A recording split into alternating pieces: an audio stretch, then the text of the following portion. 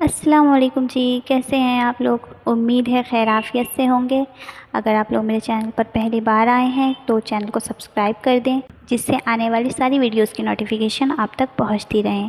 تو چلیے بڑھتے ہیں ناول کی جانب، جس کا نام ہے اسیر محبت، قضائے فجر سے ادائے تہجد تک کا سفر، اور جس کی رائٹر ہیں اینجل ثانی۔ کچھ دیر بعد اس نے اپنے کمرے کے ایک کونے میں جائے نماز بچھائی تھی، بغیر یہ جانے کہ اس کے گھر کی دیوار کے ساتھ جڑے گھر میں کوئی اپنے کمرے میں اسی وقت سجدے کی حالت میں پڑا اپنے رب سے باتیں کر رہا ہے، اپنے اللہ سے اپنے دل کا حال بیان کر رہا ہے۔ ثنایا نے اللہ اکبر کہتے ہوئے اپنے ہاتھ سینے پر باندھے تھے، اور ساتھ موجود گھر میں سجدے کی حالت میں پڑے اس وجود کی ہچکیاں بندھی تھیں۔ چند لمحوں بعد ثنایا اللہ اکبر کہتے ہوئے سجدے میں گئی، اور عین اسی وقت اس نفوس نے سجدے سے سر اٹھایا تھا۔ اس کا چہرہ آنسوؤں سے تر تھا۔ وہ خاموشی سے بیٹھا جائے نماز کو دیکھ رہا تھا، اور جائے نماز پر آہستہ آہستہ اپنے ہاتھ پھیر رہا تھا۔ کتنی عجیب بات ہے نا، جہاں کچھ لوگوں کے لیے رات کے 2، 2:30 اور 3 بجے کا وقت ان کے سونے کا وقت ہوتا ہے، وہی کچھ لوگوں کے لیے یہی وقت ان کا اللہ تعالیٰ سے ملاقات کا ہوتا ہے۔ کچھ لوگ اس وقت نیند کو اپنا سکون سمجھ رہے ہوتے ہیں، اور وہیں کچھ لوگ اس وقت تہجد میں اللہ پاک کے آگے سر جھکا کر سجدے میں سکون حاصل کرتے ہیں۔ ثنایا نے دعا کے لیے ہاتھ اٹھائے تھے۔ یا اللہ جی، اے کن فایا کن کے مالک، اے معجزے کرنے والے، ہر چیز پر اپنی قدرت رکھنے والے، آپ سب کے دلوں کے حال سے واقف ہیں، آپ کو میرے دل کا حال بھی پتہ ہے نا۔ یا اللہ، میں بے بس ہوں، آپ میری مدد فرما دیں۔ وہ جو میرے دل پر قابض ہو کر بیٹھا ہے، اسے میرا محرم بنا دیں، اسے میرے اور مجھے اس کے حق میں بہتر بنا دیں۔ اے دلوں کے پھیرنے والے، اس کے دل میں میرا خیال ڈال دیں۔ وہ دھیرے دھیرے سے بول رہی تھی، اور ساتھ موجود گھر میں بیٹھا آہان بھی دعا کے لیے ہاتھ پھیلائے بیٹھا اللہ کو پکار رہا تھا۔ یا ربی، وہ مدھم مگر بھاری آواز میں بولا، مجھے سکون دے دیں، میں اسے بھول نہیں پا رہا، پلیز کچھ کر دیں۔ مجھے مانگنا نہیں آتا، پر آپ تو بن مانگے نوازنے والے ہیں نا، پلیز میری دعاؤں کو سن لیں۔ اس کی یادیں مجھے سکون نہیں لینے دیتی، پتہ نہیں کس حال میں ہوگی وہ، شاید وہ مجھے بد دعائیں دیتی ہوگی، یہ اس کی آہ ہوگی جس نے میرا سکون چھین لیا۔ پلیز اللہ، میری دعا سن لیں، ایک بار مجھے اس سے ملوا دیں، میں اس سے معافی مانگ لوں۔ وہ ابھی کہہ ہی رہا تھا کہ ایک دم اچانک سے اس کی آنکھوں کے سامنے سے ثنایا کا چہرہ آیا۔ وہ حیران ہوا، اس نے اپنی آنکھوں کو 2-3 بار بند کر کے کھولا۔ استغفر اللہ، آہان نے دل میں کہا، اور پھر اپنا دھیان اپنی پہلی دعا کی طرف کیا، پلیز میری دعاؤں پر کن فرما دیں، آمین۔ وہ جلدی سے کہتا اٹھ کر کھڑا ہوا، اور جائے نماز لپیٹ کر سائڈ پر رکھتا بیڈ پر جا لیٹا۔ بظاہر تو وہ دونوں دعا کر رہے تھے، پر کتنا عجیب تھا نا، ثنایا کی دعاؤں میں آہان تھا، اور آہان کی دعاؤں میں کوئی اور تھی، اور وہ کون تھی یہ آہان ہی جانتا تھا۔ ان سب سے بے خبر سنان مزے سے سویا اپنے خوابوں میں گم تھا۔ اس کے وہم و گمان میں بھی کبھی یہ خیال نہیں آتا ہوگا اس کی قسمت بھی اس کے ساتھ کھیل کھیلے گی، اور پتہ نہیں اسے کہاں لا کر کھڑا کر دے گی۔ سب انجان تھے کہ ان سب کے ساتھ اب قسمت نے کیا کرنا تھا، کیونکہ یہ محبت کے کھیل تھے، اور محبت جسے ہو جائے اسے کہاں بخشتی ہے۔ ثنایا بھی دعا مکمل کرتی جائے نماز لپیٹ کر صوفے پر رکھتی واپس بیڈ پر جا کر سو گئی۔ اگلی صبح معمول کے حساب سے تھی۔ وہ اپنی سائرہ بھابھی، جو بھابھی کم اس کی بہن زیادہ تھیں، اس کے ساتھ کچن میں کھڑی سب کے لیے ناشتہ تیار کروا رہی تھی۔ ثنایا، کچھ دیر بعد بھابھی نے اسے مخاطب کیا، جی آپی۔ وہ کپ میں چائے انڈیلتے ہوئے بولی، سفیان کہہ رہے تھے کہ کل تم خالہ کی طرف چلی جاؤ۔ وہ کافی بار کہہ چکی ہیں بابا جان کو کہ تمہیں وہاں بھیج دیں، وہ بہت یاد کر رہی ہیں تمہیں۔ جی آپی، جانتی ہوں، بابا سے پوچھوں گی جیسا وہ کہیں، اس نے نارمل انداز میں کہا، اور وہ چائے کا کپ ٹرے پر رکھتی اپنے بابا کے پاس چلی گئی، جو باہر بنے چھوٹے سے ٹی وی لانچ میں بیٹھے تھے۔ بابا، چائے۔ اس نے چائے کا کپ پکڑایا۔ جیتی رہو میرا بچہ، عامر صاحب مسکرا کر بولے۔ آمین۔ یہ آواز سفیان بھائی کی تھی، جو ثنایا کو دیکھ کر مسکرا رہے تھے۔ میرا ناشتہ نہیں لائیں تم؟ وہ مصنوعی خفگی سے بولے۔ معذرت کے ساتھ جی نہیں، کیونکہ آپ کا ناشتہ آپ کی بیگم صاحبہ لاتی ہیں، وہ مسکرا کر کہتی اپنے بھائی کے پاس ہی کرسی پر بیٹھ گئی۔ اچھا جی، سفیان نے ابرو اچکا کر کہا۔ جی جی، وہ دیکھیں آ گیا آپ کا ناشتہ، ثنایا نے کہتے ہوئے کچن سے آتی اپنی بھابھی کی طرف اشارہ کیا۔ آپ کا ناشتہ، سائرہ نے دھیمی مسکراہٹ سے کہتے ہوئے ٹرے سفیان کے سامنے رکھا، جس میں پراٹھا، انڈا اور ساتھ چائے کے 2 کپ تھے۔ شکریہ بیگم، سفیان کے کہنے پر سائرہ مسکراتی ہوئی وہیں بیٹھ گئی۔ ثنائیہ نے سفیان کے پاس پڑے 2 چائے کے کپ میں سے ایک اٹھایا تو سفیان نے اسے گھورا۔ اس کے لیے چائے کیوں لائیں آپ؟ اب یہ خالی پیٹ بھرا ہوا چائے کا کپ پیے گی؟ سفیان نے سائرہ کو کہا تو اس نے ثنائیہ کو دیکھا۔ روز ہی پیتی ہے اور پورے دن میں پتہ نہیں کتنے کپ خالی کرتی ہے۔ اب کون سا ہمارے منع کرنے سے اس نے چائے پینا چھوڑ دینی ہے، اس لیے میں لے آئی، اس نے خفگی سے کہا تو ثنائیہ نے دانت نکالے۔ بیٹا جی میں نے آپ کو کتنی بار بولا ہے زیادہ چائے مت پیا کرو۔ عامر حسین کے کہنے پر ثنائیہ نے آنکھیں چھوٹی کیں۔ کیا بابا جی، آپ کو پتہ ہے نا 2 کام میں کبھی نہیں چھوڑ سکتی، اور وہ کام ہے ایک چائے پینا اور دوسرا وہ بیکار ناولز پڑھنا۔ ثنائیہ کی بات کرنے سے پہلے ہی ارحان نے اس کی بات مکمل کی۔ وہ بیکار نہیں ہے، سمجھے آپ؟ ثنائیہ نے دانت پیس کر کہتے ہوئے چائے کے کپ کو منہ لگایا۔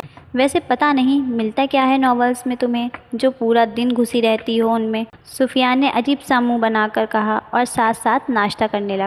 برو، مجھے جو کہنا ہے کہہ لیں، میری ناولز اور چائے کو کچھ نہ بولیں آپ، ثنائیہ نے ناراضگی سے کہتے ہوئے چائے کا خالی کپ میز پر رکھا۔ اللہ اکبر، دیکھیں بابا، اتنی جلدی چائے کا پورا کپ خالی بھی کر دیا۔ ارحان آنکھیں بڑی کرتے ہوئے بولا، تو پھر آپ کی طرح چسکیاں بھرتی رہوں؟ پینے کی چیز ہے بس پی لی، اب جلدی پی ہو یا دیر سے اس سے کیا ہوتا ہے؟ ثنائیہ نے گھور کر کہا۔ میں کب چسکیاں لیتا ہوں؟ ارحان نے دانت پیس۔ اچھا بھائی، اب چپ کرو تم دونوں، ناشتہ تو سکون سے کرنے دو مجھے، کام کے لیے لیٹ ہو رہا ہوں۔ سفیان نے دونوں کو ڈانٹا۔ ثنائیہ نے منہ بسورا، جبکہ ارحان اپنا موبائل لے کر بیٹھ گئے۔ اچھا بیٹا، ایسا کرو، اپنی خالہ کی طرف چلی جاؤ کچھ دنوں کے لیے، ویسے بھی بہت ٹائم سے گئی نہیں ہو، وہ بلا رہی ہیں تمہیں، عامر حسین نے پیار سے کہا۔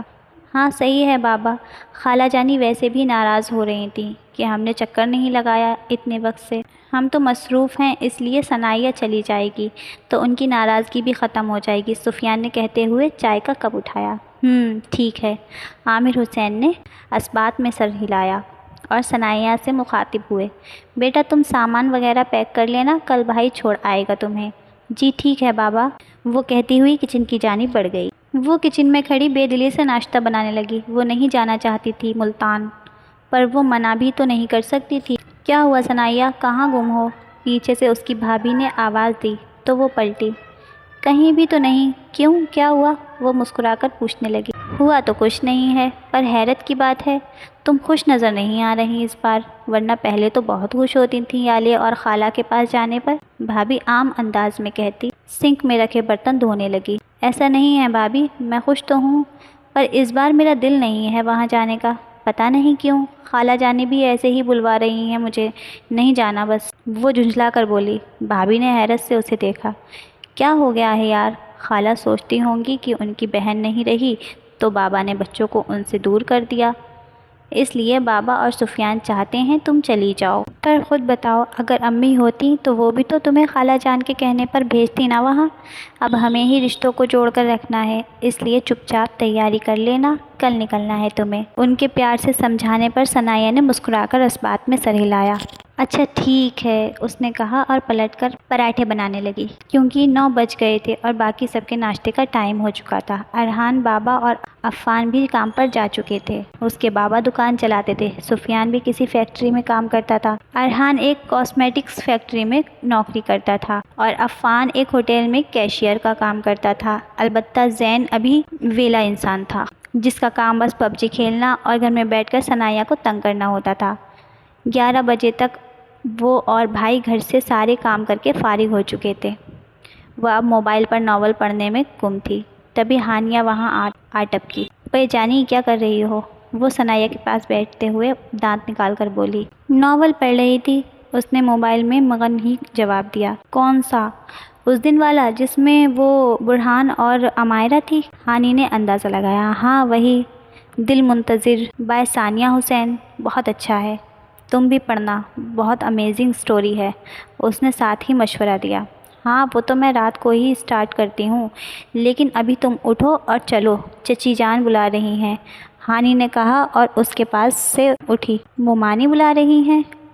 کام کروانا ہوگا یقیناً، ثنائیہ نے خود ہی سوال کے ساتھ جواب دیا۔ ہاں یار چلو آ جاؤ، ہانی کہتی ہوئی باہر گئی تو تو وہ بھی موبائل رکھتی اس کے ساتھ اپنی مومانی یعنی آہان کے گھر گئی۔ اس کے گھر کے دروازے کے سامنے ہی آہان کے گھر کا ایک چھوٹا سا دروازہ تھا، جبکہ مین گیٹ باہر سڑک کی طرف تھا۔ گھر میں داخل ہوتے ہی اس کی نظریں خود بخود اس ستمگر کی تلاش میں ادھر ادھر بھٹک رہی تھیں، پر وہ باہر کہیں نظر نہیں آیا، شاید وہ اپنے کمرے میں تھا۔ السلام علیکم مومانی، ثنائیہ نے کچن سے باہر آتی آہان کی والدہ فوزیہ بیگم کو سلام کیا۔ وعلیکم السلام بیٹا، انہوں نے مسکرا کر جواب دیا۔ ثنائیہ نے ان کی مسکراہٹ کو دیکھا اور سر جھٹک گئی۔ ثنائیہ، آج کام والی نہیں آئی تو تم اور ہانیہ مل کر مجھے تھوڑا کام ہی کروا لو، مجھ سے اکیلے سے نہیں ہوگا، وہ لہجے میں مٹھاس بھر کر بولی۔ اچھا مومانی، ثنائیہ نے ادب سے کہا، پہلے کچن صاف کر لیتے ہیں ہم دونوں، ہانیہ نے کہا تو فوزیہ بیگم نے اثبات میں سر ہلایا۔ ہاں ٹھیک ہے، چلو تم لوگ اندر چل کے کام کرو، میں تب تک دوسرے کام کو دیکھ لوں، وہ اسے میٹھے لہجے میں کہتی آگے بڑھ گئی، اور ثنائیہ اور ہانیہ کچن کی جانب چل دیں۔ ان کا گھر کافی بڑا، بہت پیارا اور خوبصورت تھا۔ ان دونوں نے کچن میں داخل ہوتے ہی ارد گرد پھیلے برتنوں کو سمیٹنا شروع کیا۔ ہانی، میں یہ برتن دھوتی ہوں، تم تب تک چولہا اور آس پاس کی جگہ صاف کر لو۔ ثنائیہ نے یہ کہتے ہوئے اپنے سر پر لیا ہوا دوپٹہ اتار کر گلے میں ڈالا، دونوں اطراف کے پلوؤں کو پیچھے کمر پر لے جا کر باندھ دیا۔ ثنائیہ نے برتن دھونے شروع کر دیے تھے، وہ برتنوں پر صابن لگا رہی تھی، تب تک ہانیہ نے چولہا صاف کیا اور جھاڑو لانے کی غرض سے کچن سے باہر چلی گئی۔ ثنائیہ بظاہر تو برتن دھونے میں مصروف تھی، پر اس کے اندر سوچوں کا طوفان امڑ رہا تھا۔ کل وہ ملتان جا رہی تھی اور پتہ نہیں عفت خالہ نے اسے وہاں کتنے دنوں تک روک کر رکھنا تھا۔ ظاہر سی بات تھی، اتنا تو وہ جانتی تھی، پورے 2 سال بعد جا رہی تھی وہاں، تو خالہ نے تقریباً 1 ڈیڑھ ماہ تک تو اسے واپس بھیجنا ہی نہیں تھا۔ اتنے دن میں وہاں کیسے رہوں گی؟ کیا پورے 1 ماہ میں انہیں دیکھ بھی نہیں پاؤں گی؟ اتنی بات تو ویسے بھی نہیں ہوتی، پر یہاں کم از کم کبھی کبھی نظر تو آ جاتے ہیں نا۔ وہ دل میں خود سے مخاطب تھی اور اس کی سوچوں کا محور آہان میر تھا۔ وہ اپنی سوچوں میں گم برتن دھونے میں مگن تھی جب آہان کچن میں داخل ہوا، اور داخل ہوتے ہی اس کی نظریں سامنے کھڑی ثنائیہ کی پشت پر گئیں، جہاں اس کے کالے اور بھورے مکس شیڈ کی طرح کے بالوں کی ڈھیلی کمر تک آتی چٹیا بنی ہوئی تھی، ساتھ ہی دونوں کندھوں پر سے آتے لال دوپٹے کے پلوؤں کی کمر پر گانٹھ بندھی ہوئی تھی۔ اس کے کالے رنگ کے سوٹ پر لال دوپٹہ اور کمر پر پھیلی ڈھیلی سی چٹیا آہان کو ایک پل کے لیے بہت خوبصورت لگی تھی۔ ایک پل کے لیے اس کا دل عجیب طرز سے دھڑکا تھا۔ اپنے دل کی حالت کو محسوس کرتے ہوئے اس نے فوراً ہی اپنی نظروں کا زاویہ بدلا اور ثنائیہ کے دائیں طرف والی سائڈ پر موجود فریج کی طرف گیا اور اس میں سے پانی کی بوتل نکالی۔ نظریں ابھی بھی بار بار بھٹک کر ثنائیہ کی پشت پر جا رہی تھیں، اور اس سے بے خبر ثنائیہ اس کے خیالوں میں کھوئی تھی۔ چند سیکنڈز کے بعد ثنائیہ کو اس کے کلون کی خوشبو اپنے آس پاس محسوس ہوئی۔ اب تو وہ کھڑوس مجھے اپنے آس پاس محسوس ہو رہا ہے، وہ منہ بگاڑ کر بڑبڑائی۔ آہن جو پانی کی بوتل کو منہ سے لگائے اسے ہی دیکھ رہا تھا، اس کی بڑبڑاہٹ پر چونکا، پر اسے سمجھ نہیں آیا کہ اس نے کیا کہا۔ آہان کو ایک دم رات میں اپنی دعا کا خیال آیا جس میں اس نے ثنائیہ کا چہرہ دیکھا تھا۔ اس پل کو سوچتے ہی اس کے چہرے پر ایک دم سختی کے تاثرات ابھرے۔ اس نے بوتل پر ڈھکن دیا اور فریج کا نچلا دروازہ کھول کر اسے اندر رکھا، پر فریج کا دروازہ اس نے بہت زور سے بند کیا، اور اتنی زور کی آواز پر ثنائیہ ڈر کر جھٹکے سے پیچھے پلٹی تھی، پر سامنے ہی نظریں آہان کی نظروں سے ٹکرائیں، جس نے بروقت ثنائیہ کو پیچھے مڑتے ہوئے دیکھ کر اس کی طرف دیکھا تھا۔ ایک پل کے لیے تو ثنائیہ کو یقین ہی نہ آیا کہ وہ سچ میں وہاں کھڑا ہے، پھر فوراً ہی اسے اپنی حالت کا خیال آیا۔ اس نے جلدی سے دوپٹے کو کھول کر اپنے سر پر لیا۔ آہان کی نظریں اس کے ہوائیاں اڑے چہرے پر ہوتے ہوئے اس کے ہاتھوں پر گئیں جو صابن کی جھاگ سے بھرے تھے۔ تمہیں کیا ہوا؟ آہان نے نارملی انداز میں اسے مخاطب کیا۔ ثنائیہ نے جھٹ نفی میں سر ہلایا۔ کچھ بھی تو نہیں، وہ جلدی سے کہتی واپس پلٹ کر برتن دھونے لگی، پر اس کے ہاتھ میں کپ کپی تھی اور دل ایسے دھڑک رہا تھا جیسے ابھی باہر آ جائے گا، کہیں سن نہ لیا ہو، وہ دل میں سوچنے لگی۔ استغفار، ثنائیہ نے دل میں پڑھا۔ آہان ایک نظر ثنائیہ کو دیکھتا سر جھٹک کر باہر چلا گیا۔ تبھی کچن میں ہانیہ داخل ہوئی، جس نے آہان کو باہر جاتے ہوئے دیکھ لیا تھا۔ یہ آہان بھائی یہاں کیا کر رہے تھے؟ اس نے ثنائیہ سے پوچھا۔ کیا مطلب کیا کر رہے تھے؟ ان کا گھر ہے، ان کا کچن، یہ تو ظاہر ہے ان کا جب جہاں دل کرے گا وہاں جائیں گے۔ ثنایا نے اپنی حالت کو کنٹرول کرتے ہوئے لب بھیج کر کہا، اوئے کیا ہو گیا؟ اتنا غصے میں کیوں ہو؟ انہوں نے کچھ کہا ہے کیا تمہیں؟ ہانیہ جھاڑو وہیں زمین پر رکھتی اس کے پاس آ کر بولی، نہیں تو ایسے ہی کچھ کہہ لیں گے، ان کی ہمت ہے مجھے کچھ کہیں؟ ثنایا نے فخر سے کہا تو ہانیہ نے اپنی مسکراہٹ دبائی۔ ہاں بالکل، اسی لیے آہان بھائی کے سامنے آتے ہی تمہاری پٹر پٹر چلتی زبان ہکلانے لگ جاتی ہے۔ ہانی نے میٹھا سا طنز کیا تو ثنایا نے اسے گھورا۔ بکواس نہ کرو اور دفع ہو جاؤ تم، ثنایا کہتی ہوئی واپس برتن دھونے لگی۔ ہانی بھی مسکرا کر کام کرنے لگی اور ساتھ میں ثنایا بھی آہان کے بارے میں سوچ کر مسکرانے لگی جس نے ثنایا کو خود سے مخاطب کیا تھا۔ ان کا کام ختم ہوتے 2 بج گئے تھے۔ اس نے اور ہانی نے مل کر دوپہر کا کھانا بھی تیار کر لیا تھا۔ مومانی کھانا بھی بن گیا ہے اور کام بھی سب ہو گیا ہے، اب ہم جائیں؟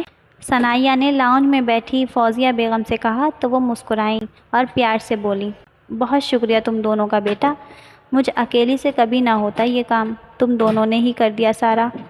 کوئی بات نہیں چچی جان، اب ہم چلتے ہیں، ثنایا کی پیکنگ بھی کرنی ہے، ہانیہ نے کہا۔